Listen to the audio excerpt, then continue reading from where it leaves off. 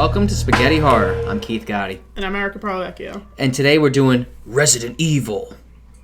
The original one. Not that we're going to get to the new one, but right now we're going to do the original. Mila, is it Jovovich? Jovovich.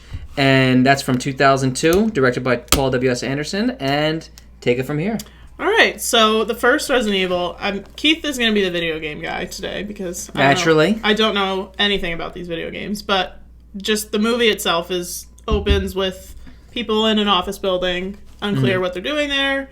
There's a gas that's released, and then everything just kind of goes downhill. Then we have this gang of military personnel that picks up Mila Jovovich's character, who we now know as Alice. Now, again, I'm going to do a lot of video game comparisons, so... The mansion is obviously a reference to the first video game, the Spencer Estate mansion. And the one guy's character's name is Spence, which I can only assume is based on Oswald Spencer, who owned and lived in the mansion, Spencer Estate. So they grab her. She wakes up, has no idea who she is, what's going on, where she is, why she's there.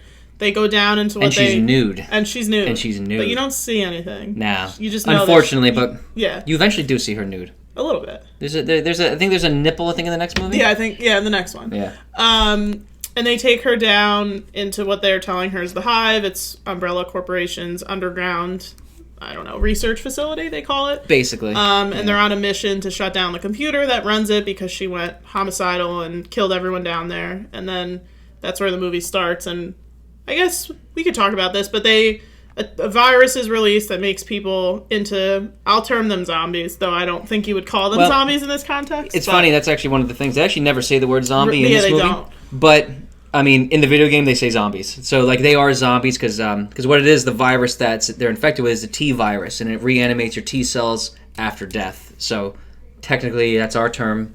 That's Romero's term for that's a zombie. Yeah, so they encounter zombies and have to fight them off until the end, and it's kind of this first movie that spurred a franchise. But I guess we'll start with... I liked the opening, even though it's very 90s computer style, and you could tell it's really 90s. I thought it was cool being someone that didn't know anything about the games. I knew that they involve zombies. Right. But, just these people in this office building that, SHIT just hits the fan, you're like, what's going on here? And I like the scene when they're in the elevator and the girl's head almost gets cut off. Which, I actually kind of think, so there's the whole thing in this movie, which I've noticed, it's very Alice in Wonderland. There's the Red Queen, who's the bad villain. There's Alice, who's the main character. And there's a lot of references to, the off with their head. The person who presumably gets decapitated in the beginning. Even the Red Queen says the only way to kill these people is to basically cut off their brain. Yes, or sever their spine. Or sever their spine, yeah. So there's actually a lot of Alice in Wonderland references. Another one being, this is later in the movie, but when they're testing the T-virus, they test it on a white rabbit. Right. Another Alice in Wonderland reference. So I was kind of noticing that. That's a very honest, didn't notice any of that. None of it. Well, I also was reading things about this stuff, and they wanted to do this kind of Alice in Wonderland play on it. And I actually thought that was actually done pretty cool, because it was a Resident Evil movie, but it was also a play on something else. So I actually I'm not...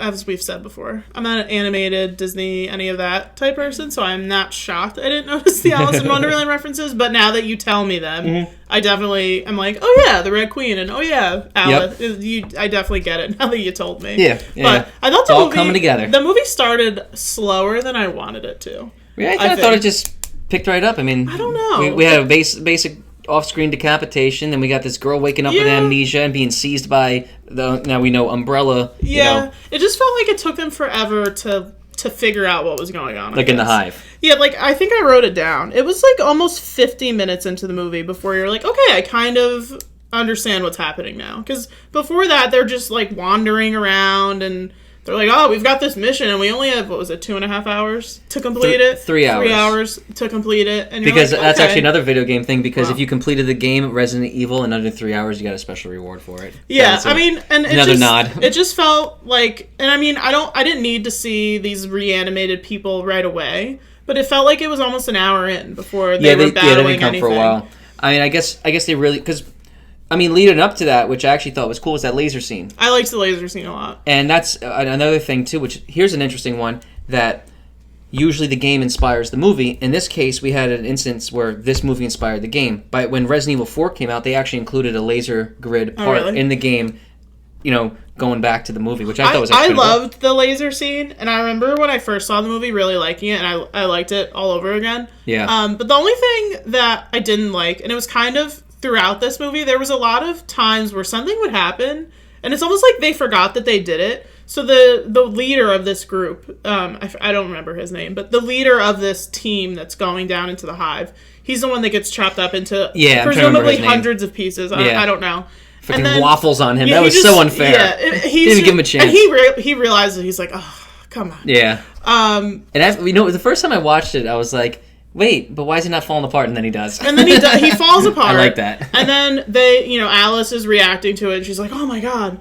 And then they get the doors open, and they walk in, and there's not a piece of his body to be found. Like, you see the other people on the ground, the girl whose head got cut off. I wonder if that was just be too graphic, or they just didn't know how to animate that, or something. I don't know. Like, if they had just thrown, like... You're a nitpicker. At least his uniform on the ground. But he gets chopped up into, like, what has to be 100 pieces. Oh, my God. And then there's just nothing on the ground. Not a blood splatter. Nothing. Just, like, the two other people that were killed. And with the lasers, though, because it's cauterizing, would there be blood? A little. Like, she bled a little off the side of her neck. That's true. But nothing. And they just walk into it, and they just step over them, like, screw these people. We're going to move forward. Yeah. And then Keith is going to explain it, but it really was distracting to me later in the movie because this hallway kind of reappears a number of times. Back, yeah. It was, and the layout of this place, it kept confusing me how they kept finding their way back here. Yeah, the layout was weird. They were presumably going deeper into the hive. I'd like an on-screen map at this point. Yeah, they were presumably going deeper into the hive, and then I kept feeling like, why are we back in this hallway again? Like, how do we keep getting here? And quickly, like, quicker and quicker each time. Right. Even though they went deeper and deeper in, and I'm just like, how do we get here again? But then they come back to this hallway, and there's not a body to be found. There's a full-on explanation for that. Yeah. That's another reference to the video games, how when you killed somebody, a zombie or whatnot, you left the room, you came back, they disappeared. Which I think is cool, and I don't play the games, but I think it is cool that they do try to incorporate a lot of things from the games. But as a casual viewer who doesn't know the games, I found it to be really distracting. To just know that this is the same hallway that we were in where 3 people got slaughtered. It seems like the opposite of distracting because there's nothing there to distract you anymore. Yeah, but I just kept being like... Especially a 100-bit human being on the ground. For me, it felt like they forgot. That's what it felt like to me. Well, that's what... Yeah, I can see why it might felt like that. They just felt like a continuity error. Yeah, it was just like, this hallway's great. We love the lights. Paul W.S. Anderson, he seems to do a couple other things with video games and whatnot. Like, he did, like, the Mortal Kombat movie, which was excellent. And he seems to actually appreciate the games.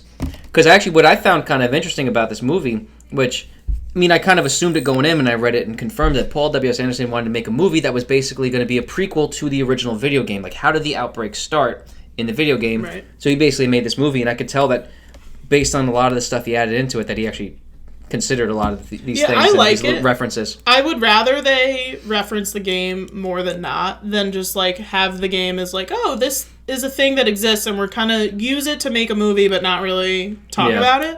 But I think it's a balance, and for somebody who doesn't know the games, it felt like they forgot that they had 3 bodies in that hallway. That's how it felt like to me.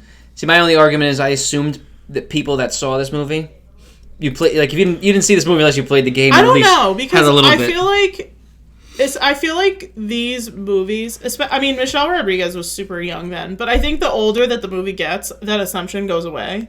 And I also think that it's become part of, like, the horror genre for me. And at the time that it came out, I remember just viewing it as like, oh, this is a horror movie. And yeah, it's based on a game, but I love horror movies, so I'm going to see it. The later movies definitely just only borrowed ideas from games and stuff and really got rid of the whole... But I think, and we'll talk about the new one as we've said, but I think it's a balance, and I understand wanting to please the people that play the game, but I don't think that it should overtake actually still remembering that you're making a movie. And I understand that, like, you want to make the movie to the people that care about it, but you're also making the movie for everybody, not just people that play the games. And I'm not sure that the game... Like, if this is a Call of Duty movie, I think you could just say, we're going to make the movie for the gamers. I don't know that the audience for Resident Evil, like now, or even then, was big enough where you could just say, we're going to make the movie solely for the gamers. I don't think so. I think then for sure. I don't know. I mean, this only came out like 6 years after the first video game. I think there was quite an audience. I mean, I remembered wanting to see this movie because I played the games. I just think you can't make... I don't think... And I felt like... I actually remember being almost disappointed when I saw the trailer. I'm like, that doesn't look like the game. Yeah, it felt to me, less the new movie... less the original movie, more the new movie that they made it for the people that play the game, which is fine. Yeah. But if spoilers. Sorry. If you couldn't tell from the trailer for that. Well, we didn't ruin anything. Yeah. No, I know that was obviously all in the trailers. No, but back to the laser room. Love the laser room, and we talked about this right before we filmed this podcast. But so they end up in the Red Queen's, not a lair because she's a computer, but her like command center. Yeah. And they make the decision, which they said they were going to do. They shut her down, and that's kind of where the movie starts, I guess. Which I kind of like. It's very early 2000s that like the main enemy is a computer. I know. You know what I mean? Yeah. Like I actually kind of like that, but like it's totally like that kind of almost dates it now. It's like your enemy is this effing computer. Yeah, and I don't know if this is from the game, but I thought it was cool that she was this, like, little girl British character. Yeah. I know they said it was a hologram of the person's daughter. You're all going to die down here. Yeah, I liked it. It was a little cheesy, but I liked it, and then they do say it again later in the movie. Yeah. But I thought, I still can't rationalize them just shutting off the computer, because they definitely didn't know that the T-virus was down there. They didn't, yeah. Yeah, the team that goes down there did not know. Yeah. But it's just odd to me that they're like, well, the only thing we got to do is shut down this computer and everything's going to be fine. It's like, well, there's obviously a reason that she did all of this. Yeah, I think that's just the whole thing. Like, Umbrella, basically. Umbrella, I mean, you'll see it in the rest of these movies and in the video games. They just have expendable amount of people that they just say, just go do this mission, and they don't care if these people come out alive, survive. Yeah. Matter of fact, it seems like Umbrella wants most of these people dead once they know one too many things. Yeah. The other thing I was going to talk about, so I don't know if it was after they shut the computer down. I mean, it kind of continued before they shut the computer down and then after they shut her down. Because these zombies don't get to them right away. They don't see them for a little bit of time. It was odd to me that Alice and the Matt character, who they had in handcuffs, they're just, like, wandering around. Yeah, like, right? Like, confused little children, like, what's this room? And nobody's keeping track of them. Even though, I mean, maybe if they don't keep track of Alice, fine, because we come to find out that we know that she was guarding the mansion. Yeah. But you come to find out that she's, like, a martial arts, like, killer. So maybe if they left her to her own devices, you could. Yeah, they weren't too worried about it. They obviously kind of, well, at least they were probably briefed on what she was and who she was. So yeah. But the Matt character that's handcuffed is just walking around. Who's a horrible actor, by the way. He is. Oh my god. God, he's terrible. But like, I liked him. I liked his character, but he's a horrible actor. Poor guy. Yeah, he's just wandering around aimlessly. And real quick, does Spence? He's not American, is he? That actor? I don't think because every time he was saying some words, I'm like, there's some accent slipping through there, right? I was like, what is going on here? Mila Jovovich is not she's from, I think, a European country somewhere. Yeah, isn't she like Slavic, right? Something. Like some Slavic country, yeah, but right? Her accent was better than his. Yeah. But yeah, it was bizarre to me that this man that they've handcuffed, they're just like, do whatever you want, like, roam the halls. We don't really care where you go. Yeah, exactly. And then after the doors are all opened is when we first see, we'll call them zombies. We first see these people that work there are now zombies, and they are on the loose now. And yeah, they get like the horde of the zombies, and I actually like too that they added the dogs, which is I like the dogs. The dogs were cool, and another little tidbit thing I was reading that the dogs kept licking all their makeup off during the production. Which doesn't shock me. If you have dogs, they will lick everything off of their bodies. But I mean, I like the dogs and everything, and they used what kind of dogs are they? Because they're exactly like the dogs in the game. I don't know what kind of. I'm so bad with breeds of dogs. Dobermans. Yeah, that's what I thought. I don't know if they're Dobermans, but yeah. And I like it. Want me to look it up? You can look it up, yeah. And just shout it out when you get it. I like the dogs. I like the zombies, but I agree with you. They kind of came a little late for a movie that's Resident Evil. Where, I mean, in the video game, I mean, the first thing you do in the second room you see is a zombie. You know what I mean? Like, yeah. So I think I wrote it down. It felt like I think I paused it at the right time, but it felt like it was almost. I think the movie's an hour and 50 minutes around. I think it took almost an hour. Yeah, I can believe that. To see the first. And I know it's setting up for something, because I actually did like that this movie was kind of more about like the science and the outbreak aspect, and less about what kind of dogs? Doberman, okay. Yeah. Yeah, I like that it was about like the science-y aspect and all that kind of stuff, and less about like in the video game, right? You walk into this giant mansion, and it's like more like a horror kind of setting, and you're kind of figuring out what's going on in this mansion. Where in this one, everything's kind of explained to you, and then you're kind of more in like this like weird like sci-fi kind of thing. And I did actually like that, so I actually thought that was kind of cool. So it was a lot different from the video game, but it was enough like it that it coincided with, I think. Yeah, I thought I liked in this movie we'll talk about the new one again. In the new one, they don't necessarily explain to you what's going on. They kind of just assume, like, these people know what this virus is. I disagree with this statement. We'll get there, but I disagree. Get there. I liked in this movie where they said, like, this is what the T-virus is. This is what it does. And they even give you the explanation of what Umbrella is in the very beginning, like the opening prologue. Which I liked. I liked that they recognized to a certain extent that, like, maybe this viewer is not aware of the video games, so we're going to tell them, this is what this corporation is, this is what the virus is, and you're right, they were making it a prequel to the video games, so you would almost have to do that if it's a prequel. Right, exactly. But I liked it. I actually thought they did a really good job at explaining everything in this. Like there really wasn't, like, I mean, for most part, I mean, with movies, especially movies in the early 2000s and stuff, where they kind of just, like, things just happen just because. It's a movie, right? Yeah. But I thought they did a pretty good job of keeping this pretty consistent and whatnot. So and I liked, I mean, fans of the Fast and Furious franchise, I liked Michelle Rodriguez's character. I love Michelle Rodriguez. I mean, I like her in everything she does. But I like looking at her. She's awesome. Yeah, she's so cool. And I thought her character was really cool. Whereas a lot of this group of people that works for Umbrella, this, like, I don't know what they are, this, like, SWAT almost team, you don't care about any of them. But I felt like she did enough where you kind of start... And Alice, she was closer with Alice. Yeah, because she ends up getting bit... Early. Very early. Yeah.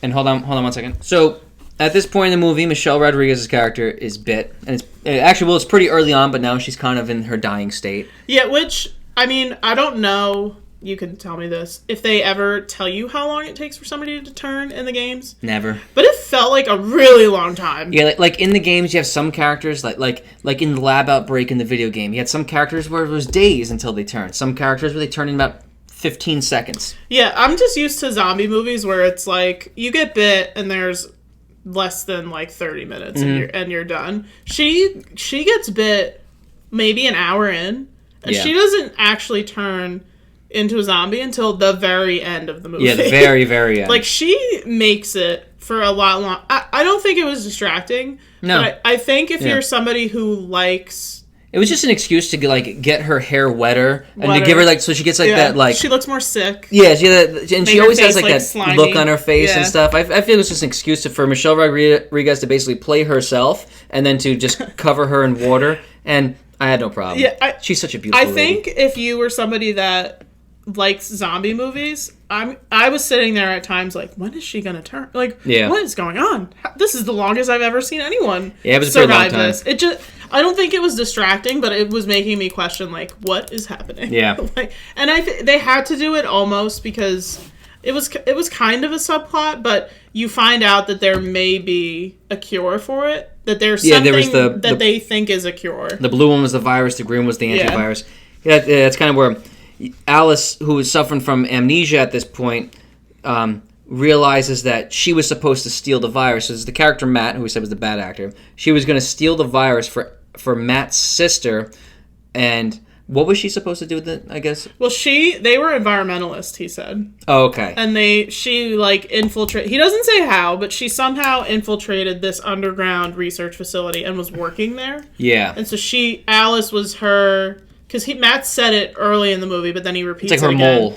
It was her contact to get this stuff. And then she wanted her to destroy the Umbrella Corporation. I guess maybe they were giving it to her so she could use it to destroy Umbrella, basically saying, like, we're going to expose them for what they're doing. Yeah, I think Matt was... Because was he actually a cop? He said he was a cop, but then he said it was a fake ID. It doesn't matter. I know, yeah. But he told Alice that they were, like, environmentalists, so my guess is they were going to... maybe a news outlet, who knows, but their plan was, we're going to take this and expose them, basically. And this is where you find out that Spence was actually... the one who caused the outbreak. We find that out later. That wasn't after that scene? No, wasn't after her vision? It was like a little bit simultaneous, but she had like a flash a little bit earlier of her. Yeah, I was going to the flash toward the end where she like really gets because she saw herself in the graveyard and stuff talking. Yeah. Which, can we talk about that she chose to do this uber secret... Nobody can know that I am betraying Umbrella within earshot of the mansion. I know. They're like less than 100 feet away. I know. And like, they're talking about how many homes in America have Umbrella technology. It's like, Technology probably like Umbrella is like Tesla today, all these companies. You can't get away with crap around them. They got a camera here, this here, especially in the mansion, It was Spence that had some. I don't even know. I'm guessing what they think is a device that hears everything. It just looked. It looked like a satellite dish, but really small. And he's just standing at a window so corny. like this, like, almost like he's pointing a gun. Yeah, and she's. I would be generous if I forgot about that. Please, I would be generous if I said 100 feet away. Right. Like, you couldn't pick anywhere else. Like, I know it's your job to guard this mansion, but I'm sure you don't stay. How about send a letter in the mail, like burn after reading. Here's, you know what I mean, like something. Go somewhere. Yeah. Like, I'm sure. Yeah, she's get a coffee. She's guarding the mansion. I'm sure she has a moment that she's not in that home. Yeah. She was like, let me do the graveyard. That really isn't... Meet me at a shop, right? And you could see him. You could see him from where they were standing. It's not like they were in, like... And, like, if she's conducting this secret spy thing, why wouldn't she, like, look over her shoulder real quick? Let me make sure no one's looking around. Well, and she's supposed to be a spy. Yeah. Like, she's trained as some kind of assassin. She's a great spy in the rest of the movies. In the rest of the movie, she's amazing. Yeah. And it's not like they were in this really dense, wooded area where, like, even if he had this bizarre device, like, maybe it wouldn't work or he couldn't see them... She could see him from the window. Yeah. He could see her perfectly. And it's like, what are you doing? Yeah, what are we doing? Yeah, that was a little corny. A little corny. Well, it's early 2000s. I guess, what can we expect? That's what it is, right? Yeah. And I guess, and with that information, I guess, his idea of when she says she wants to take down Umbrella, he figures, I'm going to do it for her and release the T-virus in the hive, but I'm still going to take a piece to sell. Right, but I'm still going to profit off this thing because, you know, like the bad guy always has to make a profit. It's almost kind of like he's like the Albert Wesker, video game reference, the Albert Wesker of this in a little bit of a sense. But I mean, like, I don't know why he thought that what she meant when I'm going to take down Umbrella was like, let me just release this virus. I don't think he knew. He must not have known what the virus does. No, you have to assume he didn't know what it would do he explains it that was like almost his way of getting out. But you didn't have to do... Nobody knew who he was. He could have just taken it. I mean, yeah, they had cameras, but if you're really selling it to this whatever entity he was going to sell it to, you're never going back there. Yeah. No, it's true. It's true. You're gone. Done. Yeah, you're done. And I thought this was really cheesy and really unnecessary, but he, like, wrote a note. You find out, like, in a flashback, he wrote some kind of note to her that was like, what did he say? Today, all your dreams are going to come true, which I guess he's alluding to. He knew that she wanted to take down Umbrella. So today that was going to happen. Yeah. Which is like... I guess he had his own version of what he thought her dream was. It was weird. I just don't... I didn't care. I think that it ultimately comes down to why that failed and why his motivation failed for me as an audience member was I didn't care about them. Yeah. I didn't care that they were... Because they're supposed to be a fake married couple. Again, it's a 2000s movie, so all motivations are vague, right? All the stuff is vague. But if you're going to give him a motivation, it needs to be something that I care... Like... I did not care about... Like, I care about Alice because and can we all talk about real quick, Spence? I mean, like, he looked like he was going to be a villain. He did. Yeah, he's an immediate villain. Yeah, you're like, I think... Got him. I think in order for that letter and his whole motivation to work, you have to care about one or both of them. And I don't care about Alice. I don't care about him. No, him. Who cares? He could have just said, like, hey, I heard what you were going to do, and I figured I'd make a profit. And it would have been equally... Yeah, that's true. Like, I agree with that. I didn't understand this, like, well, I kind of care about you, even though we're a fake couple. Right. And I did want to make your dreams come true. And then we were going to have this money and we were going to live together. It's like, come on. That wasn't going to happen. No, it wasn't going to happen. That was never going to happen. Stupid. It was stupid. And then he gets out. And he gets bit. He gets bit, of course. But he's got the green... virus, which is supposed to be the antivirus. Yeah. So he's gonna, I guess, inject himself with. He grabs the briefcase, goes to the tram, whatever it is, and that's when that liquor escapes too. Which is that what it's called? What is it called? A liquor. Yeah, that's yeah. The liquor is in the video game. I actually love that. I actually love that they included it in this. It's one of those enemies that. It's not really like it's a threatening enemy, but it's not really that big. And like you shoot it a couple times, like why won't this thing die? And like that's kind of what I like because like you know when this character comes on, at least when you play the game, you're like, oh here we go, here's a problem. You know what I mean? Well, it's not just like some zombie shooting the head. Can we talk about though the zombies in this movie? I thought looked good for the most part. That liquor was just. Well, it was rough. The liquor at one part looked like a puppet, and then it was that horrible CGI. Yeah. But again, we're talking 2002, and I know it's 2002. Paul W.S. Anderson is not really known in his earlier years for his good CGI. I know it's 2002, but it definitely could have been better. Certainly could have been. Could have been better. Yeah, I mean, we all saw The Matrix. That was 99. Yeah, But that was also not W.S. Anderson. No, I thought it as a creature. It would be more. What does it come from? Is it part human, or is it just an experiment? I do believe that liquor started out as human, and they used G virus on them. I think it wasn't T, but yeah, it was an experimental human. Yeah. So he gets demolished by this liquor. Oh, Spence. Yeah. Oh, blasted by this liquor. Yeah. I mean, which by the way, I actually really liked in this movie. I didn't talk about it before, because you see his dead body on the surveillance camera. Yeah. So a lot of the scenes, this is my belief. In the video game, they have what was called a fixed camera angle, which basically looked like a surveillance camera, in the corner, and you just move the character in this little square box room in any direction. There was no first person view, third person view. It was this what's called fixed camera, and I believe that when they would show the security cameras, it looked like the video game angles, and I think they were doing that on purpose too. Yeah, I thought the movie, as you said, we talked about that the villain is in a lot of ways. I mean, it becomes the zombies, but it really starts as a computer. Yeah, and it's semi-Spence, but not really. I liked that they kept using different modes of, technology. So sometimes you see things on a computer. Yeah. You see the layout of the building on, this really rickety That's another iPad. very early 2000s thing, but I actually do like that, I thought it was cool. And so then he gets demolished by this liquor. Yeah. They're trying to get to the train so that they can get Michelle Rodriguez's character. Rain is her name. Rain, yeah. So that they can hope that this antivirus will work. Which, of course, it doesn't. It can't. Yeah. And they end up on the train, and then what is the other creature? They're still fighting the same liquor. But it felt like it kept changing in size. Sometimes it was really small, and then a scene later it was pretty gigantic. Inconsistent. Yeah, and I totally agree. There's definitely inconsistencies with that. Yeah. And so they're on this train, and then Matt's character gets scratched. Right.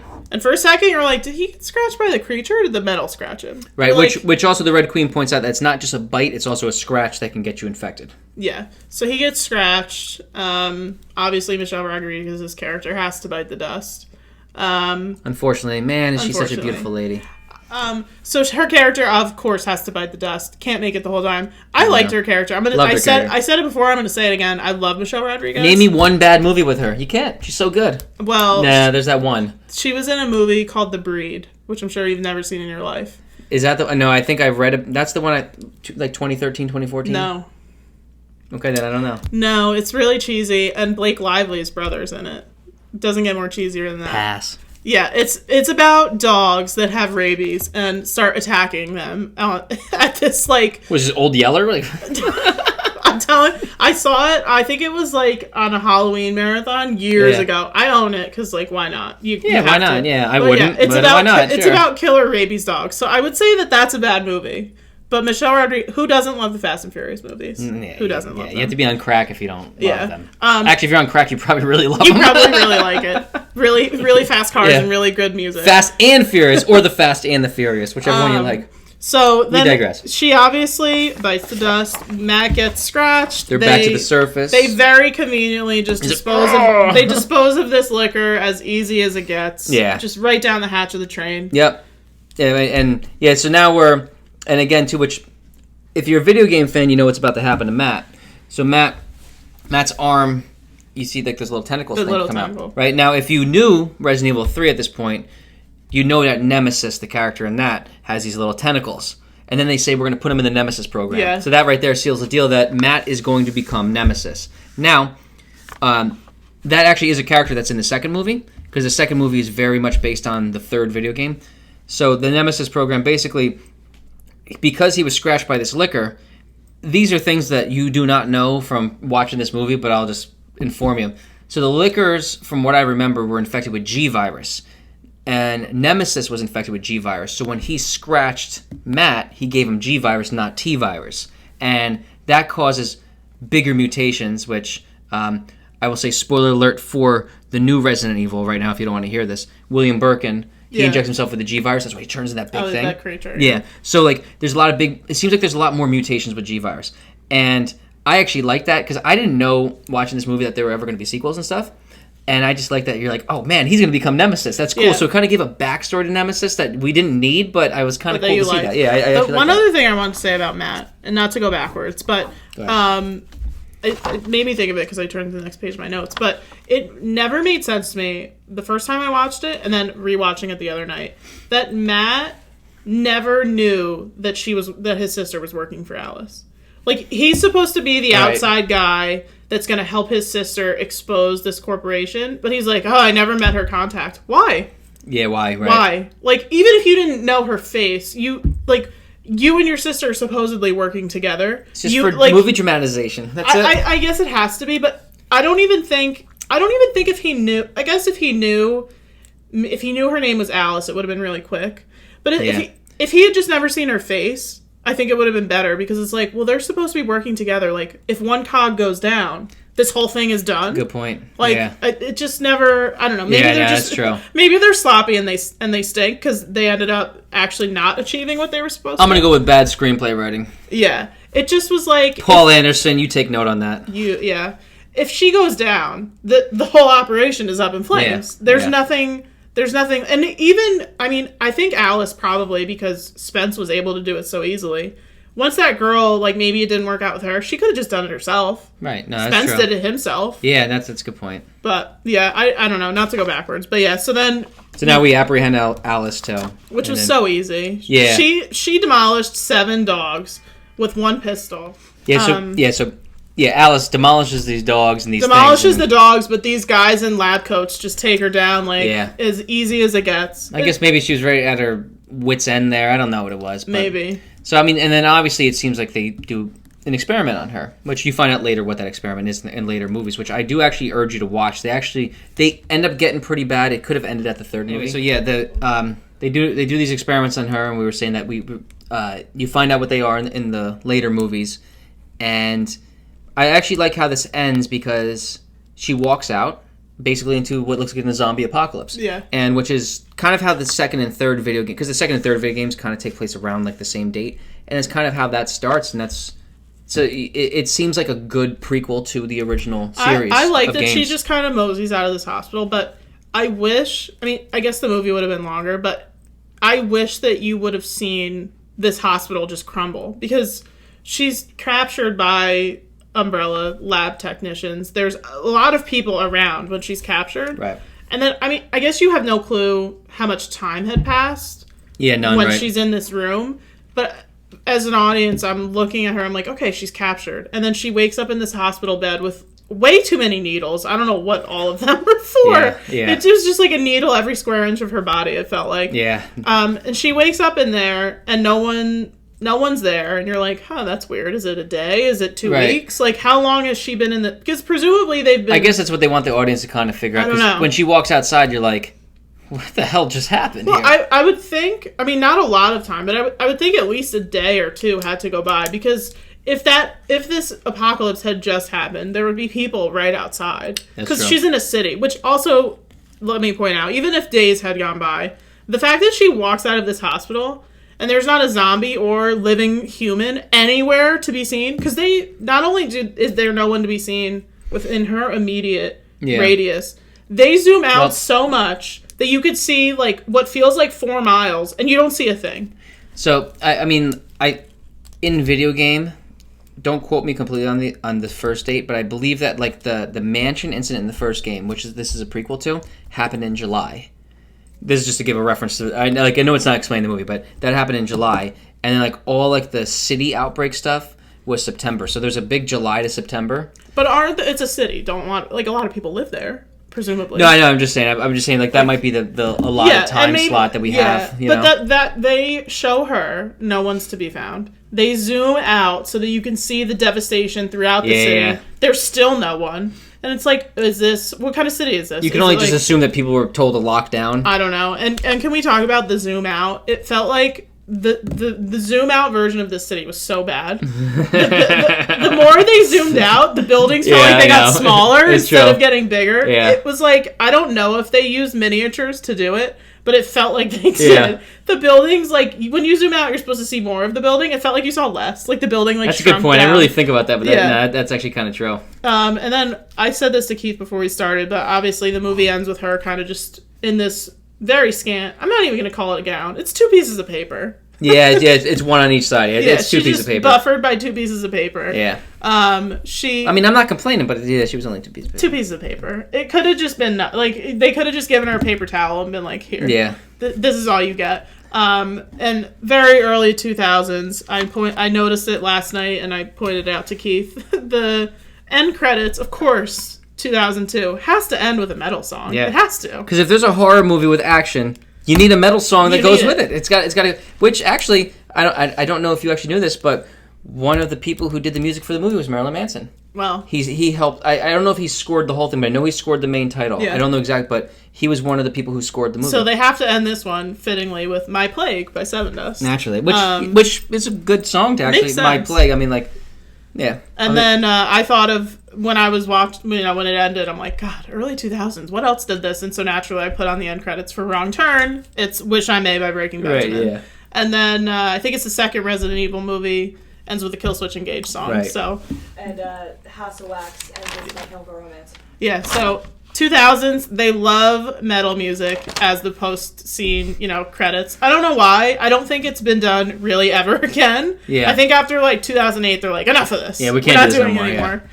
So, as a couple little trivia things, and I'll even quiz Erica a little bit on this. I mean, not that she's going to completely know. So, You're setting me up to fail. Well, don't worry. It's an easy one. So, basically, with references to the video game, I wrote down the train card at the end was very Resident Evil 2. Resident Evil 2, they have to escape the city via train, and that mostly reminded me of that. It probably was the intention. I'm not saying it definitively was. The camera angles, which I talked about, the laser grid referencing, or Resident Evil 4 referencing that.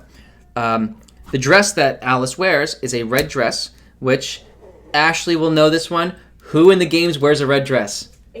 Ada Wong. Yeah. Can we talk about the dress? I liked the dress. I love the dress. I thought it was ridiculous. It's like, why does she have this dress? That was probably only solely for the video game reference. I thought it was a cool, with of course the knee-high black leather boots. You can't do anything else with that dress. Oh yeah. You can't. That was just solely Ada Wong. You, my video game friend, people who are going to watch this, probably my brother Jared mostly, you will know that is an Ada Wong reference. Now, I mentioned the Nemesis program. There actually was apparently, I didn't catch this myself, there was a newspaper article which referenced the team of Stars. Stars. Yeah, I guess I didn't. All these times I've watched it, I never noticed. I did see it, I wouldn't know what it meant. So maybe it's possible I saw it and had no clue. So the Stars guys were they were a special force in the police unit that investigated the mansion incident in the first video game, and Nemesis was created by Umbrella to kill remaining Stars members so they would not leak the information. Okay. So that was just a nod to the video game people. There was a really tight close-up of Mila Jovovich's eye, which is a big reference to the video game where they do the close-up of the eye. And I wrote down bodies disappear. That's one of the things. Yeah. And then all the Alice in Wonderland references I did mention. But I do have straight-up facts about this movie. Okay. All right. Don't worry. I did not know this. It's a stupid thing, but Mila Jovovich's, all her minor cuts, they were real. That was not prosthetic. Doesn't shock me. She got thrown around a little bit. Exactly. And we didn't talk about it. And she did most of her stunts. We didn't talk about it, but that scene where they're on the pipes, I liked a lot. I love that scene. Yeah, that's a good scene. Felt like more of them should have got bit for me, but yeah, it was cool. They definitely should have got more bit. There was hundreds, and they just were like, get up on the pipes, and they're climbing, and then they're clawing at their legs. I would have been so freaking bit in that scene. Yeah. I'd be dead. I would not be able to get myself up on top of that pipe. No way. I would have been one of the scientists that died in the outbreak. That would have been me. The original title of this movie is going to be Resident Evil Ground Zero, but they changed that because of 9/11. Ground Zero does make perfect sense as a title, but just calling it Resident Evil is fine. Yeah. Here's actually a cool one. I did not know this until today. The presidents of Capcom, who created the video game Resident Evil, had zombie cameos. Oh. That's pretty cool. I love cameos. Alice's name is never said, and neither is the word zombie, which we said. So, here's one that's only for video game people. The serial number on the train has Alexia, Alexia, which is for Alexia Ashford, who was in the one of the main people in Code Veronica. That's another video game thing. Roger Ebert hated this movie. I just thought that was funny because I was saying, of course he hated this movie. Why wouldn't he? He sometimes did like horror movies, but I'm not shocked he didn't like this. Yeah. So, all right. So, you ready for this one? This is going to be a cool for the kill count. I want you to say, this is off-screen and on-screen, how many total deaths do you think there are?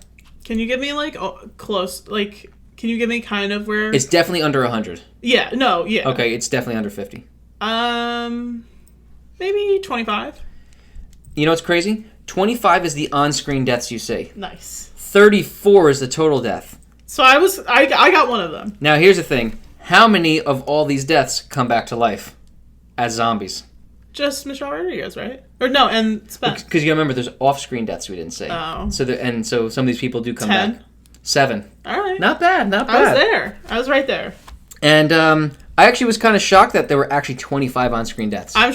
I'm not shocked because when they got those hordes going. Yeah, I guess I wasn't really paying attention. Yeah, but did the dogs count in that? No, but what did count in this was like the liquor because that was a human. Okay. So like some of I guess like that was including creatures. There were what, like 7 dogs, 6 dogs? Yeah. Felt like there were 20 because she just kept firing like the ultimate marksman headshots. Each dog champion. Yeah. So I'm gonna move on now just to my... I made it sound like, I don't care what you just said, Erica. I'm moving on, Marksman, champion, whatever. Yeah. I just could not elaborate on that. So I'm just going to go straight to my review of this. Okay. I put down 7 out of 10. Because to me, this is... So as a horror movie, this is kind of average, right? I think it's pretty good, right? I think it's a good movie. It's not the greatest. Now, if we're going to put this like in... the format that this is a Resident Evil movie, it's a 10 out of 10. I'm just kidding. But I'm just kidding. But no, honestly, this is 7 out of 10. I'm probably rating a little bit higher than it should be because the acting wasn't great. No. There's some actors were really good. The acting wasn't great. You know, it had the pacing of a 2000s movie where it was like slow, fast, and very technological sci-fi. I did like that because Paul W.S. Anderson did have the movie Event Horizon, which it actually kind of reminded me of that. A little bit. There was a lot of stuff like that. He seems to kind of have a similar... I actually love his movies. He seems to have a formula. 7 out of 10, that's just my score. I think it's an average movie, but I think it's a good average movie. I was between 5 and 6, so I landed on 5.5 because... Makes sense. You just got to split the difference. Yeah. I liked it when I first watched it. I think 5.5 is fair. A fair score for my standards, For you, it's a fair score. It's fair. I liked Milla Jovovich's character. I like her as an actress. Since these movies... I loved her ever since Fifth Element. That's one of my favorite movies. If you guys have not seen The Fifth Element, definitely watch it. Bruce Willis is in it. Milla Jovovich is obviously in it. Gary Oldman, right? He's the... Yeah, that's right. Yeah, he's in it. So, really sci-fi. Bruce Willie. Definitely watch Fifth Element. But I loved her since that. So when I saw that she was in this, I was like, I gotta love. Yeah. But yeah, I liked the zombies. I thought they looked pretty good. I like generally more like a human zombie. I'm more of a Night of the Living Dead, which I like Resident Evil, but I'm more of Night of the Living Dead, George Romero zombie as opposed to creatures. It's just my preference. You know what's kind of funny? So the creators of Capcom, one of their things they drew from for inspiration was actually Dawn of the Dead, the original one. I generally, in a video game and in a movie, if I'm going to have zombies, I'd rather they be more human than creature. Yeah. I think the pacing, as Keith said, was a little rough. I don't think it should have taken an hour to see the first zombie. Yeah. I definitely will say, I know we're not reviewing this, but I think the second movie is better than this one. The second movie I think is the best one. Yeah, the second's definitely better. Yeah, this actually makes you want to watch the second one. But I liked it as an opening to what has now become a franchise. I think it's a good start, and I think the movies had times where you thought the franchise should have ended. Yeah, definitely. But I was okay with them making more. They're just fun. They're fun action. I think the longer they go on, the further they stray from horror. They kind of became what I kind of think of like with the Fast and Furious movies, right? They started out as this type of movie, and then they started making too many. I still enjoyed these, but they were not the same as these originals. The later it gets, the less horror they are, which I'm okay with. Yeah, they've become action movies. They're just action, sci-fi action. And they're totally worth watching. This whole series is. 5.5, I think, is a fair score for me. Yeah. And I think now will be the time where we'll say, for those who have not seen the latest Resident Evil installment... Resident Evil! If you want to listen to this part of the review, obviously keep listening. If you haven't seen it and you don't want to hear anything about it... So Jared, tune in, you saw it. Yeah. Everybody, you could cut here. Do you want to give our recommendations first before we do that? I can put a timestamp on the bottom of the screen. I'm going to take a pee break, too. So that people can know where to jump to if they want. Yeah. So if you want to see our recommendations, which I'm not going to give myself more credit than I deserve, but I think you should want to see our recommendations for the week. Yeah. Well, so I'm going to take a quick pee. It's going to be like this quick when Ashley does the edits here. So I will pee and I will BRB. All right. I'm done taking a leak. That was quick. I told you, right? Anyway, a couple distress calls later. Here we are. Here we are. What's your pick? Oh no, we're gonna review Resident Evil first. I'm gonna put a timestamp for people to jump to the review. I'm just kidding, people. All right, that was obviously a joke. We're gonna go to the new Resident Evil movie, which, by the way, if you haven't seen, don't go. What? You're sick. You're sick. You might as well have the T-virus because if you haven't seen this movie, you have to be a zombie. This movie's so friggin' good. If you played the games, my God, I'm gonna tell you right now. I'm starting this one right now. I have a strong disagreement with those statements. But she has a strong disagreement with me on a lot of movies. Don't worry. Now I'm gonna tell you right now. If you've played the games, see the movie. If you haven't played the games, see the movie. If you haven't played the games, don't go. But if you played the games, this is the first and second video game wrapped in a ball. Couple little different changes, but mostly on par. There was a lot of cool stuff. I mean, if you want to start a little bit, you can give a little... Okay, yeah. So I maybe am not the best person to give this because I don't know the video games that much, but I guess it's better because... Yeah, we'll get a viewer's review. Yeah. So I don't even know... What is her name?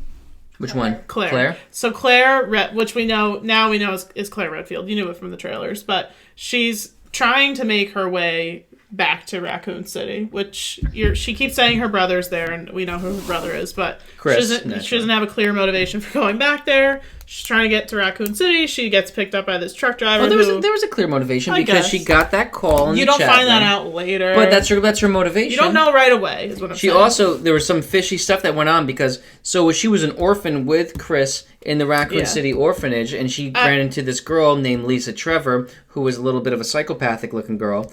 And, I mean, she knew something was going on. We later reveal why she went all back. I'm saying is when you see her, you don't know. But exactly do you want to know right at the beginning? I'm giving the plot summary. Right. I'm going to defend this movie no matter what the hell happens. And did I not predict this? I predicted this last week. I said 100%. Either he's going to love it and not find fault with it. For the record. Or he's going to hate it. And this is exactly what's happening. Me, Erica, plus my wife, my brother, and 3 of my friends all went, Erica's the only one who hated it.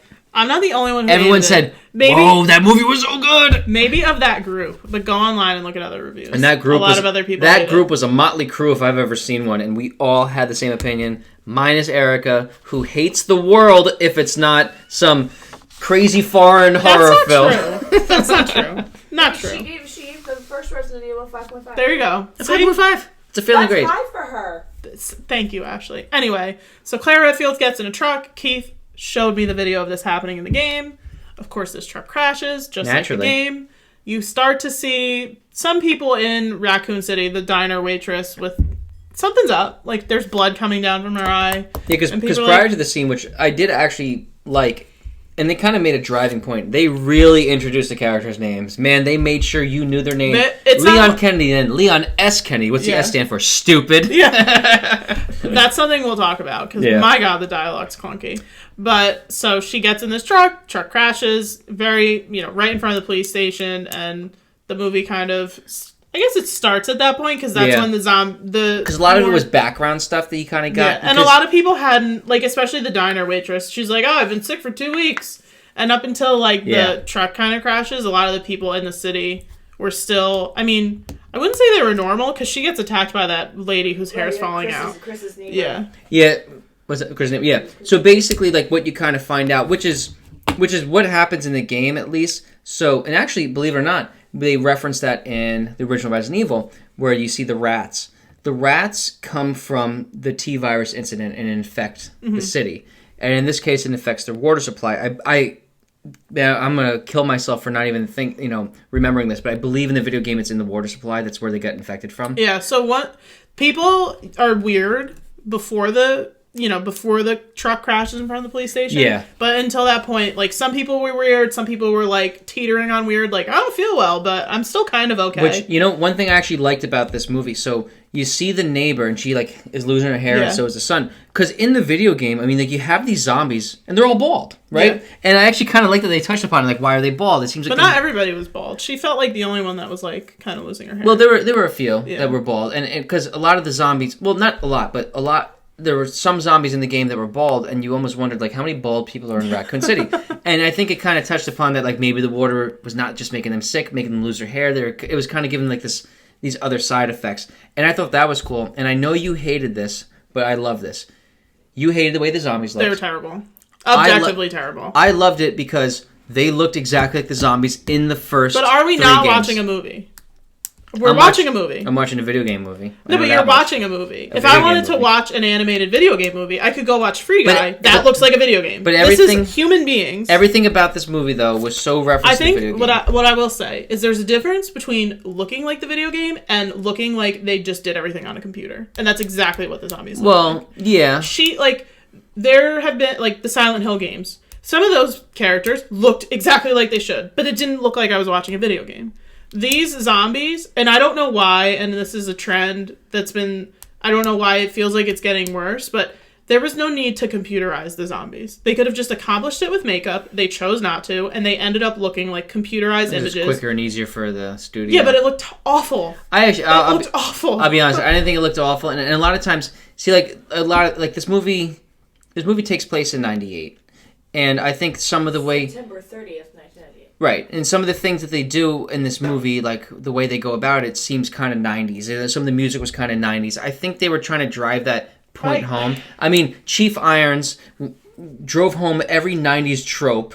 Did he not? But I don't think go to Blockbuster, rent your movie, listen to Journey, Steve Perry's voice. I don't think that's an excuse for the zombie to look like it was done on a computer. Well, that's not the excuse for that. It was terrible. All of them look terrible. They didn't look terrible. And the creatures look terrible. She thinks they look terrible. What? Show a picture of them. That is Ashley, get a picture of the zombie. I think I've seen lower budget movies with better computerized graphics than this. Oh my god, it was terrible. The zombies. We're just coming off of talking about the first Resident Evil, which I think had worse. The zombies in that look better than this, and it was made in 2002. Yeah, but these 2021. Well, again, right to my point, these look just like the zombies in the video game. Again. I'm not disputing that. Maybe they look like the video game, but I'm watching a movie with human beings. If they wanted it, game. Then just no. It's Keith. Well, yeah. You can't say that everything that looks bad in this movie. Well, it's supposed to look like the video game, so it does.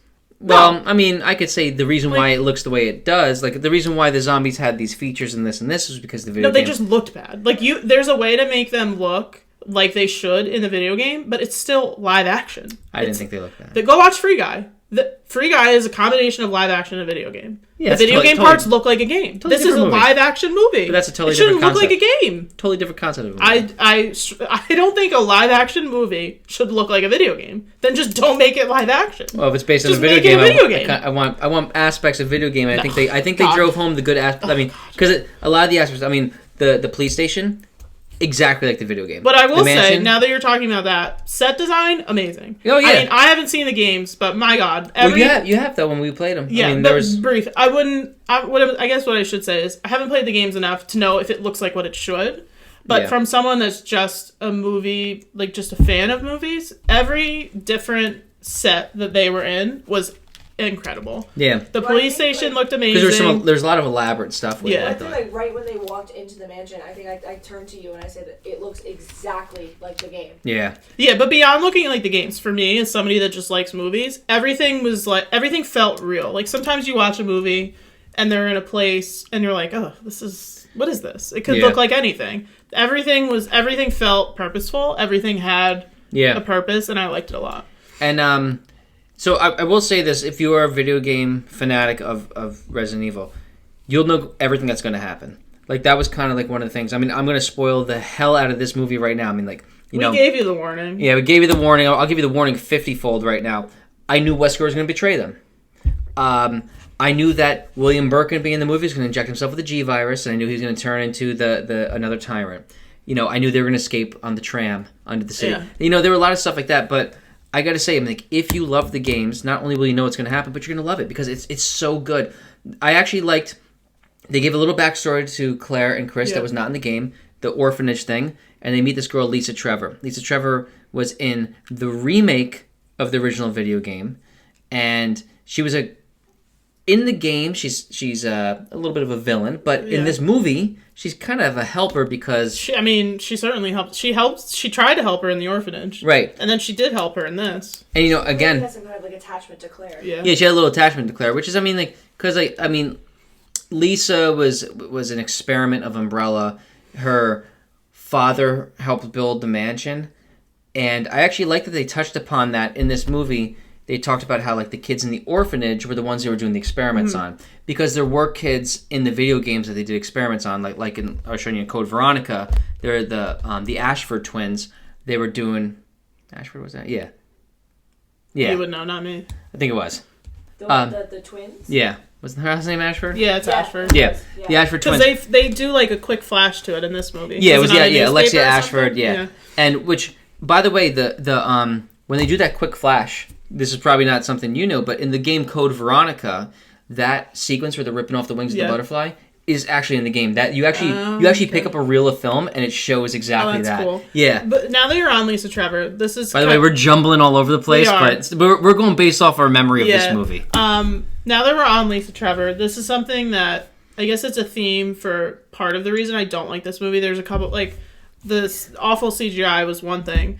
The next thing that really irritated me as I was watching the movie, and now that I'm rethinking about my experience watching it, as someone who doesn't play the video games, I don't think they paid enough attention to the fact that yes, there's a big contingent of this audience that has seen the games, but at least half, if not more, has never played the games in their lives. And there was just... half, if not more. I'm just, you can't say 75% of the people that are going to see this movie played the games, because I don't think that's accurate. I can't say 10% either. I don't think it's accurate to assume that your entire audience knows everything about the games. And I think that was a real mistake. And if the franchise doesn't continue, I think that's part of the reason why. Well, I think this is a fan service movie. I think which is fine. It doesn't bother me that it's fan service, but you have to know that a lot of people who are going to see this movie don't know anything about the games, and to throw character names around willy-nilly, Lisa Trevor and so I'm going to disagree the Ashford twin. You can't. Let me finish my point. Go ahead, because I think it's if the franchise doesn't continue, I really truly believe that it's part of the reason why. Because as a casual fan, as a casual horror fan, as somebody, and we saw it in the theater, there was a lot of teenagers in this movie. You're going to get a lot of people that it's weird time of the year, it's a horror movie, people are going to go see it.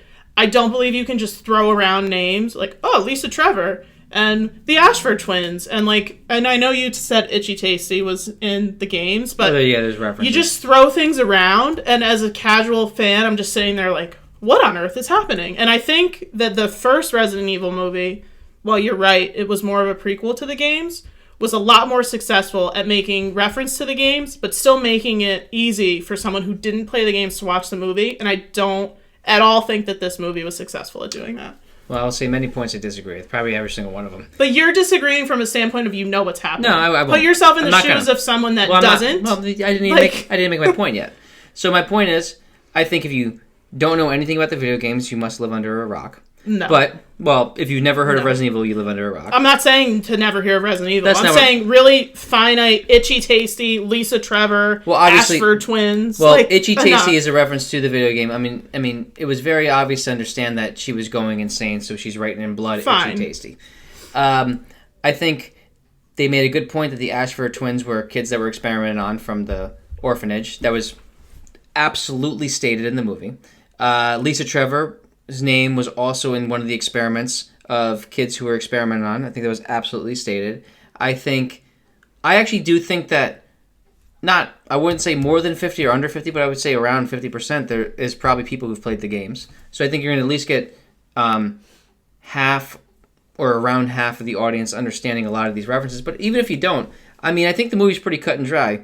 There's poison in the water supply. Yeah, but you're what I'm saying, you're zooming out. I'm saying zoomed back in. Obviously, I know there's poison in the water supply. They said it. Obviously, I know they experimented on these kids. fine. But the casualness with which they threw things around. Well, like, you're saying again, the kids with the names you're saying you didn't know, but you were also saying that you knew that they were being experimented on. Right, so you know what they're... But you're taking it, like, you're zooming out and being like, well, obviously this is what the movie's about, which, like, I'm not disputing that. But I'm saying the really finite, like, video game references, the really finite, like...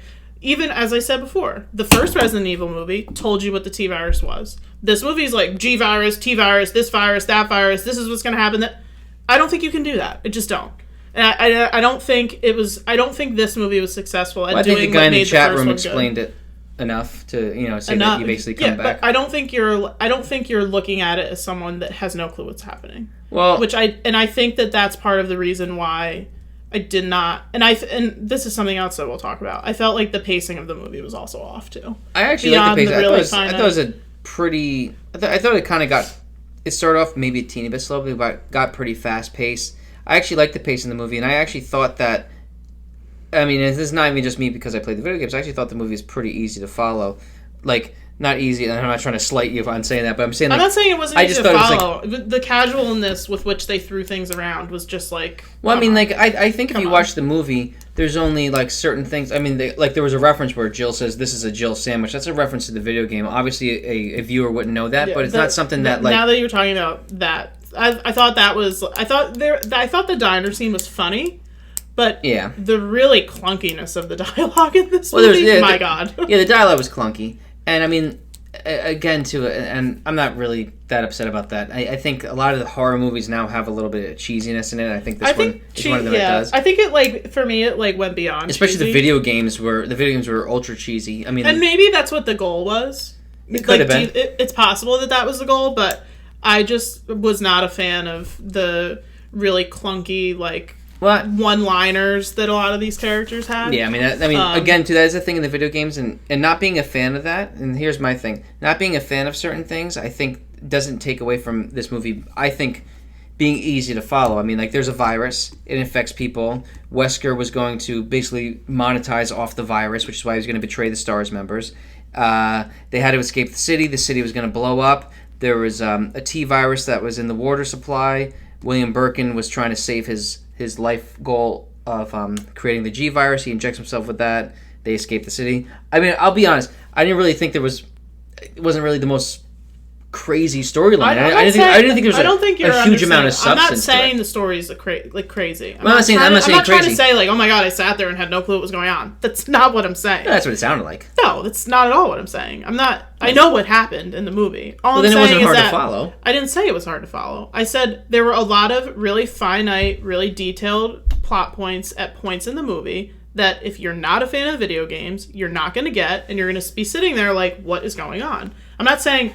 I don't know what this movie's about. Is it about zombies or is it about dinosaurs? Well, that's not what I said. Well, the 2 points you made, though, with the Ashford twins and Lisa were explained in the movie. Not really. They just said, they experimented on them. Right. Okay. I'm supposed to care about Lisa Trevor?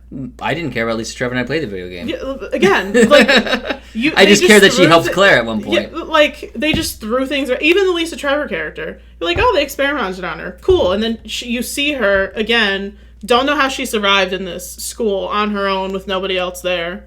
That makes no sense to me. No. She just is like sitting in there waiting for Claire to come back with her hands tied up with no one around her. Don't know how she made it through that. She's just sitting there chilling like, here I am. It's a movie. I suspend disbelief in that. Well, they also said that Umbrella was just recently starting to leave the town, so she probably wasn't there by herself for all that long. And if she was experimenting on Umbrella, probably helped her along a little bit. Maybe. Yeah. Well, what she was still doing there, I don't know.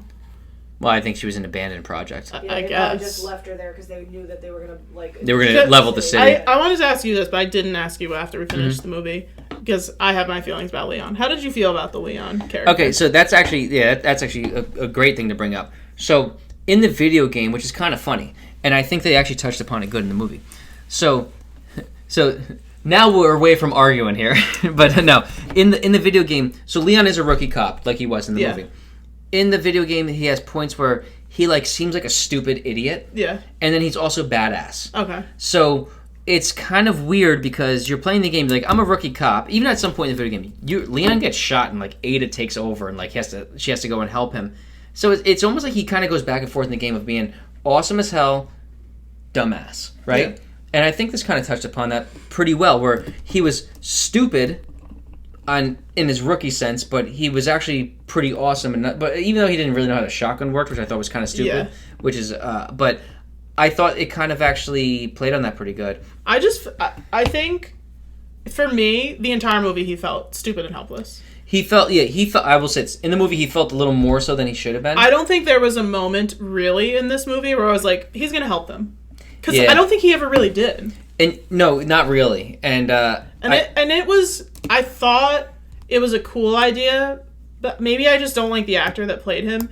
But the idea that he was listening to a Walkman and somehow did not hear a 18-wheeler first of all, when you watch this movie, on its side. I love this scene. I liked blank that curse out. I liked the 18-wheeler flip over and explosion. I thought it was cool. And then I liked the truck driver being on fire but still kind of walking around. It's all for cinematic purposes. That was cool, it but had nothing to do with the idea that it's 98? 98. And he's listening to a Walkman, and maybe he doesn't hear the crash. Maybe you could understand that. The explosion less than 20 feet away from him. I know. And he's sitting there, and he wasn't, I think he was asleep. He was asleep listening to a Walkman.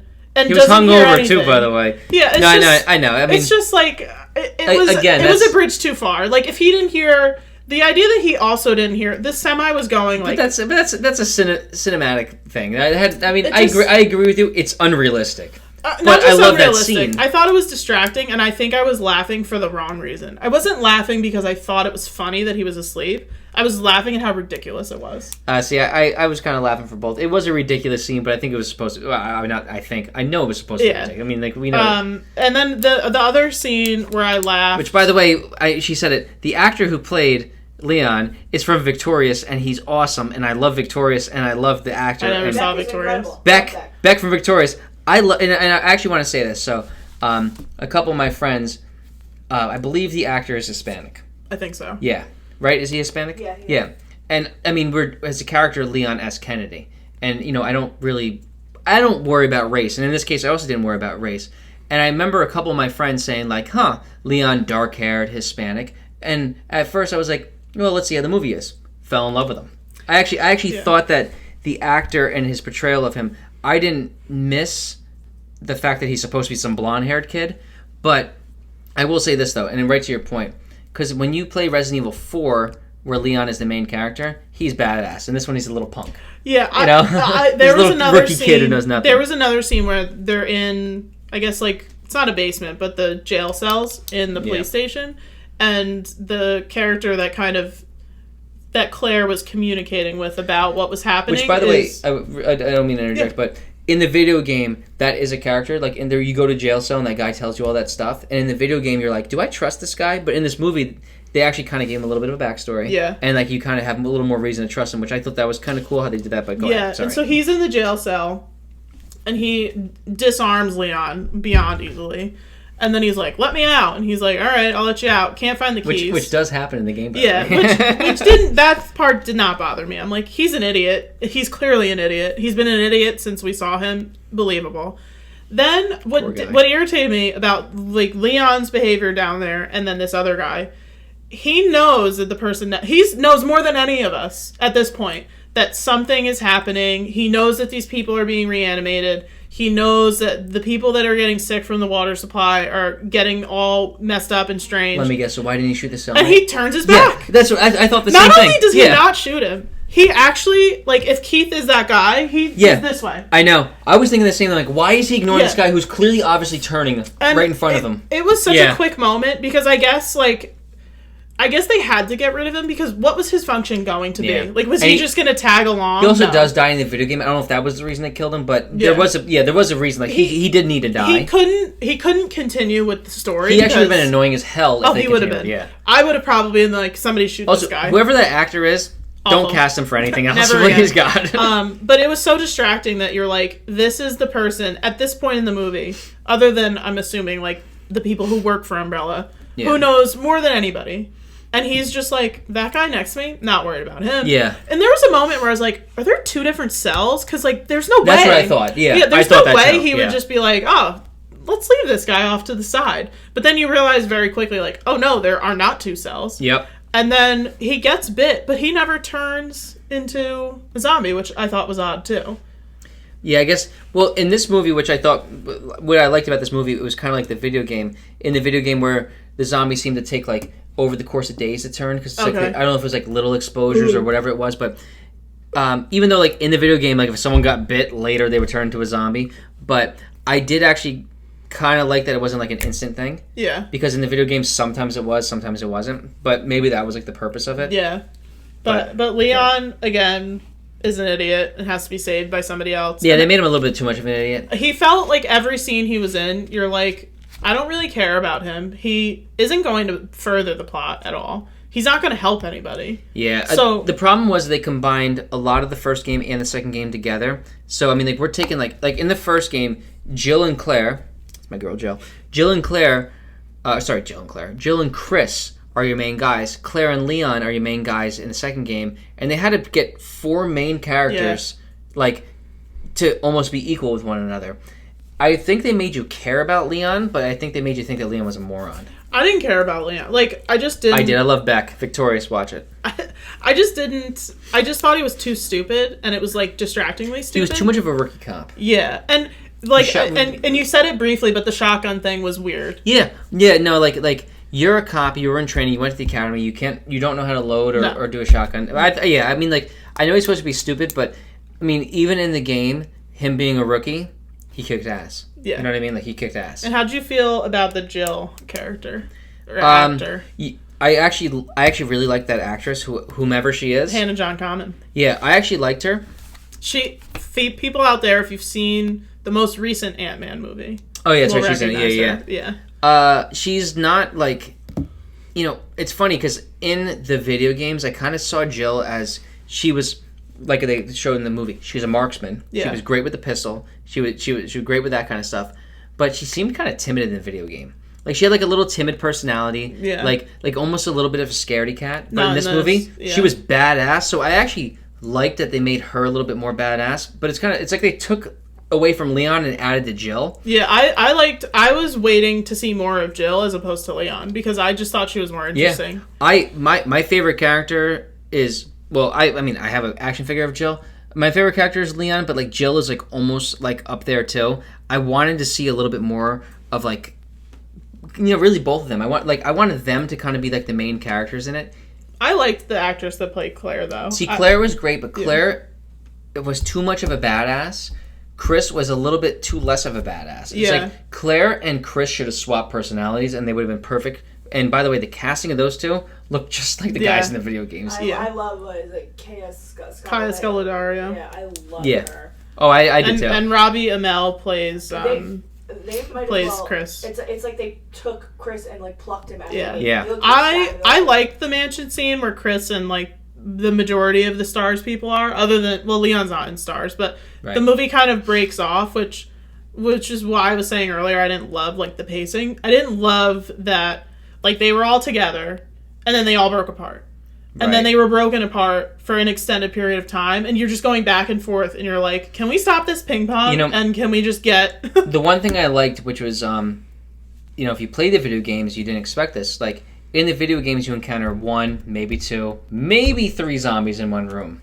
But in this, it was like hordes. I actually liked that, because, like, it actually gave more reason for action. Like, in the video game, you spend so much time in the mansion. In this, it was kind of like the mansion was just like a little inconvenience in their way, and they kind of blasted out of it. And, like, I actually really liked that there was a big horde of that. And that's, like... And in the mansion is where you find out that Wesker betrays them because he's trying to monetize off of the virus, stealing the G virus from William Birkin, who was, like, the... I guess not the foster. What was he, like, the orphan guy? He, like, led the orphanage. He led the orphanage, but also conducting the experiments on the kids. And Wesker was going to steal the G virus from him. Now, here is the thing that I actually had the biggest complaint about in the movie.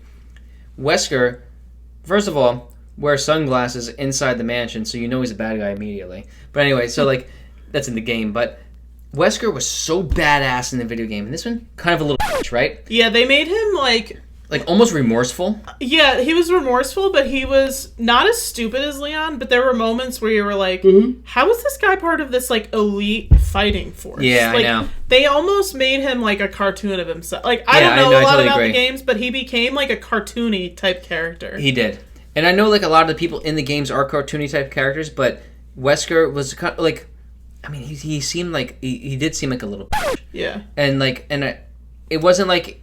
And Jill was just, like, bossing him around. Yeah, like Jill was actually taking the lead, and like Wesker, like, so I recently played Resident Evil 1 before I watched this movie, and Jill was kind of like the confused, kind of like, oh, what's going on, blah, blah, blah, and Wesker was like, oh, I'm Wesker, you know, and like he seemed like all badass and everything, and Jill seemed very timid, and it seemed like the other way around. Yeah, I thought, and I said this during the movie, I thought the actor who played Wesker was pretty good, but my God, nobody could teach him how to say raccoon.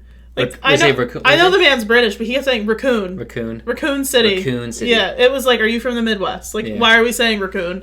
But I thought him and the Jill character, I don't know if this is part of the games, but I didn't care for this, like, oh, she's in love with this guy, and she kind of is in love with Chris. Like, I didn't need this, like, weird romantic relationship undertone, because then, obviously, we've given you a spoiler alert, Wesker gets shot, Jill thinks that he's dead, and she's all devastated, crying, and it was like, I didn't need it. Yeah, I didn't need it. Jill didn't seem to have a love interest in anybody. Wesker seemed to have a love interest in a character called Rebecca Chambers, who in the game was like an 18-year-old girl. It was kind of creepy in the game.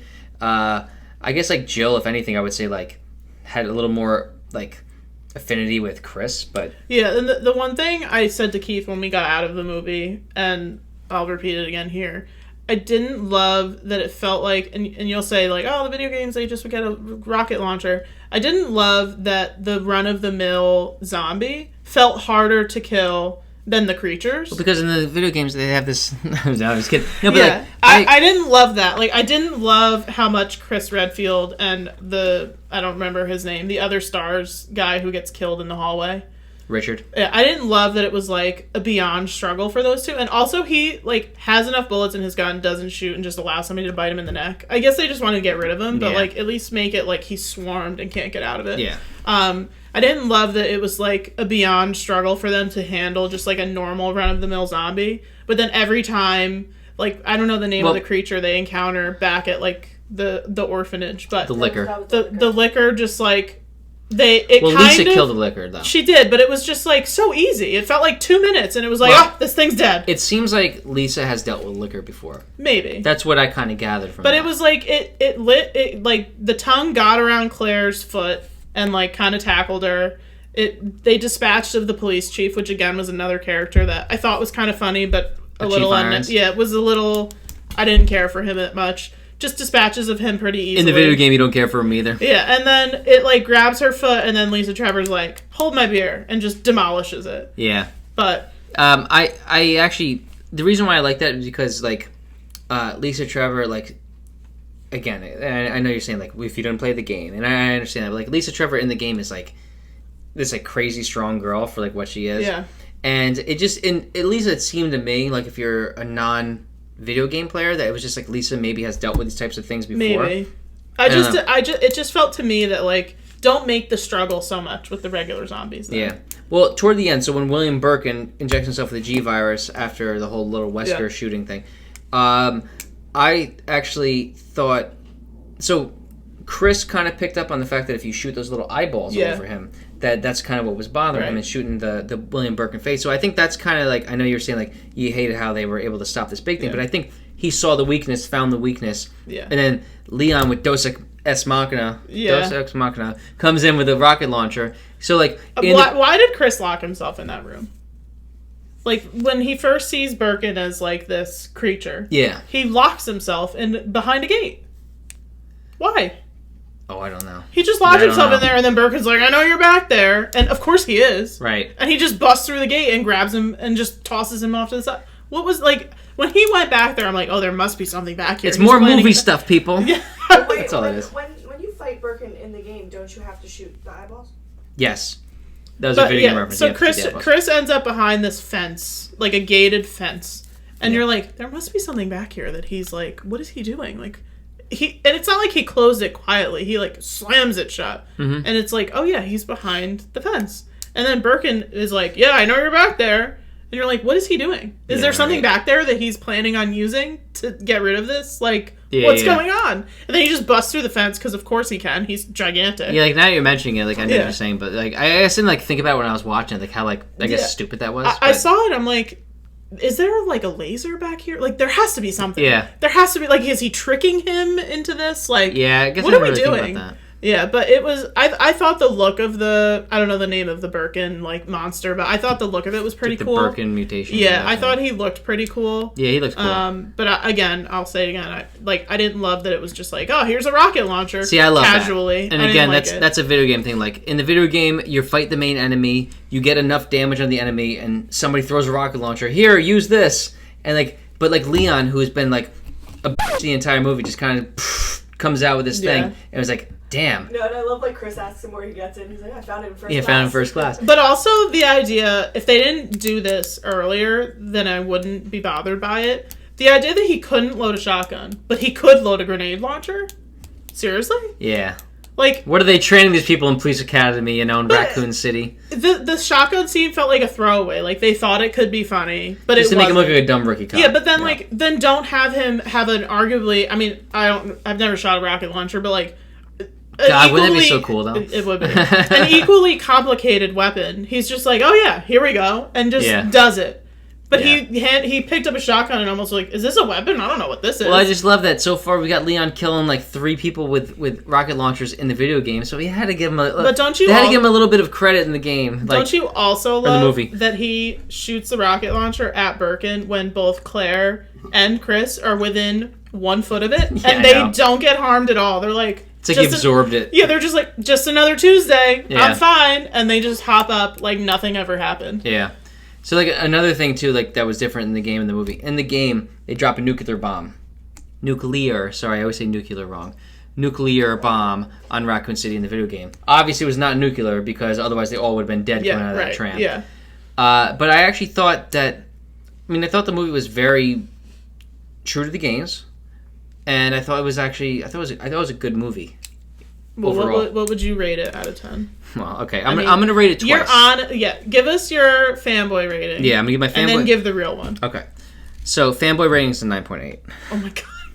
Because, I mean, like... And I'll say that... the reason I'm saying it's not a perfect 10 is because Leon didn't get as much justice as I wanted. And there were some things that I think could have been done a little bit differently from the video game. So... That's the fanboy rating. The honest rating, I'd give it like probably a 7.5. Okay. Right? You know, as a movie itself, I think it's good. I actually did like, too, that they kept telling you what time it was because you knew that 6 a.m. I liked that. It felt like I was watching 24. Yeah, which right. That's how I felt. Time. Which I thought was kind of cool because there was one point, so the city's going to blow up at 6 a.m., right? And it says 5:55. I'm like, oh my god. I was like, they only got 5 minutes? Yeah, I was like, I didn't know I wanted to watch 24 today, but I'm happy that I am. Exactly. No one will be shocked. My rating is probably like a 3.5 or a 4 as a movie. He's writing something. I don't know what he's writing. Just as a horror film, I didn't care for it. I didn't think there was very much that was at all scary in it beyond like a couple jump scares. He's writing WTF in case he doesn't lift it up. There you go.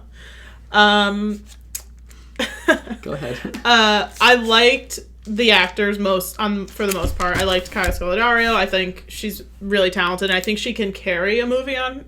She wasn't on her own, but I think she does enough that you. Which one is she? Claire. I liked the Jill character. I like Robbie Amell as Chris Redfield. So I like the actors. As I said before, the visual effects were god awful.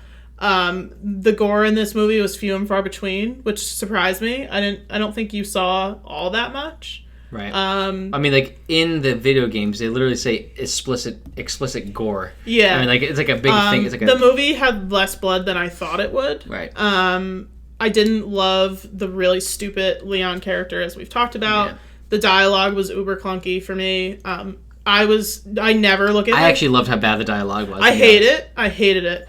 I never look at my phone when I'm in a movie theater, and Ashley will tell you she was sitting next to me. I think I picked up my phone 3 or 4 times. Just like, I'm going to check the Ranger game score because this is terrible. Yeah, I did not do that. I only picked up my phone because I had a buzz and my mom was watching my kid. And I figured, like, maybe it's my mom, but it wasn't. Yeah, you said it's a bad sign when you see a movie and you pick up your phone with the strangers. Yeah. I always think that, yeah. I was looking at my phone more interested in the Ranger game than I was in this movie. The one time I picked up my phone to actually check the time, because I was like, oh, only 20 minutes left? I picked up my phone and I was like, thank God there's 5 minutes left. I cannot wait. It was like, it must have been like halfway through the movie, and like, I just think you just lean forward and go, how much more of this do I have to watch? Yeah. I looked at Ashley because Keith... Again, back to my... What the... Keith and Ashley were looking at each other at different times in the movie, like, oh, this is awesome. I'm like, does it get better from here?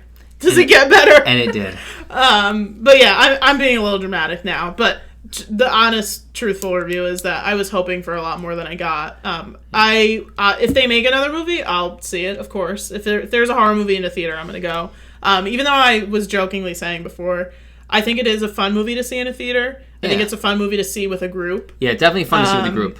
I think it was, when there's other people there, it was a fun movie in a theater, but as a movie overall, I was not a fan. I actually, if you're a fan of the video games, this is your movie. If you're not a fan of the video games and you want to see a movie, I would, like I said... there's nothing else out now. What else are you going to say? Yeah. I thought it was all pretty good. Now, I do want to point out one thing. So, Erica said... there's a mid-credit scene. Oh, yeah, I forgot about that. So I was like, let me guess. Yeah, so full disclosure, I don't base what I'm going to see off of movie reviews, but I generally do look at movie reviews before I go. Just, I'm more curious than anything else. And I think it was Bloody Disgusting that I looked at. I kind of skimmed through the review, and they were, like, fanboying a little bit about the video game, and then there was a moment where they're like, and there's a mid-credit scene. So I was like, oh, that's cool to know, because... it's not a Marvel movie, and not a lot of other movies do it. Yeah. So I probably would have just gotten up. But you always know there's a mid-credit scene when the lights don't come on. Yeah, exactly. So if you didn't know and you're sitting there and the lights don't come on, there's a mid-credit scene. But so you... Yeah, so Erica said... I was like, let me guess it. The first guess I said was, Wesker probably gets killed in the movie and then comes back to life. And it probably has something to do with that. Which, by the way, I was right. You were close. Yeah. Yeah, I was mostly close. You were 50% of the way there. Yeah, So the end credit scene, which I thought was cool. So Wesker does die in the movie, and then he's in a body bag and shoots up. Which, by the way, if you play the Resident Evil remake, that happens in the opening scene of the game title screen. There's a body bag that shoots up, and I even turned to Ashley, I'm like, oh my god, that's it! And then when he unzips it and it's Wesker, I'm like, I was right. And then, which actually adds more coolness to it, Ada Wong shows up. Which furthers my point of just throwing names around without any explanation. There you have it. Now, one of my issues that I have with this whole thing is that in the video games, it seemed like Ada Wong was working for Wesker, and this movie looks like Wesker's going to work for Ada Wong. But I think... I don't know anything about the characters from the games, but I think when you're doing book adaptations or when you're doing video game adaptations... I think there is something to be said for, like, keeping the audience on their toes. Yeah. So I think that while, like, you probably would hope to see what was in the game, I think if they just do what's in the game, then you're just sitting there like, oh, I know what's going to happen. Right. Which I don't think they want you to. Yeah. No, I agree with that. But, so that was our review of the first Resident Evil 2002, the one that just came out. Obviously, the one that just came out is only in theaters, not on any streaming service. You guys are actually going to have to get off your couch. And I will go with any of you to go watch it again. And go see it. The original Resident Evil, the 2002, is on Hulu. With, I think, the second one. Yeah, the second. I think actually, there's 3 or 4 of them. There's quite a few of them on Hulu right now. But there was a time where it was like only the 4th one, but none of the other ones. And you're like, well, what is this? And then some of them were on Netflix at one point. But I think most of them are on Hulu now. And I guess we'll transition into our recommendations for the week. I would like you to start this time. You want me to start? You start this time. So I guess we'll do a show, which is the shirt that I'm wearing, the show version of What We Do in the Shadows. I'll agree with this. For those who have not seen it, I think every season now is on Hulu because the new season, I think, recently ended or a couple months ago ended. Yeah. I like the show a lot, and if you've never seen the show and don't know anything about it, the concept for the show is based off of a movie. Taika Waititi's in it, and he directed Thor Ragnarok. He's also in Free Guy, so he's kind of everywhere. The concept is vampires that live in New Zealand in a very normal town, just trying to live amongst the rest of society. Yeah. And so he and Jermaine Clement, who also did the movie, produced the show, which I like, and the show takes place on Staten Island. Right. Yeah. The show adds more elements. Like, the movie was just zombies and werewolves. I have not seen the movie. Vampires and werewolves. The show has added different kind of vampires, which is cool. The energy. I love that one. That's the funniest one. Yeah. Colin Robinson's the best. Yeah, that's so funny. But it's a really funny show. It's a really interesting type of humor. It feels a little bit more like Shaun of the Dead type humor. Yeah, I agree. So if you're not into that, you might not love it, but I love the show.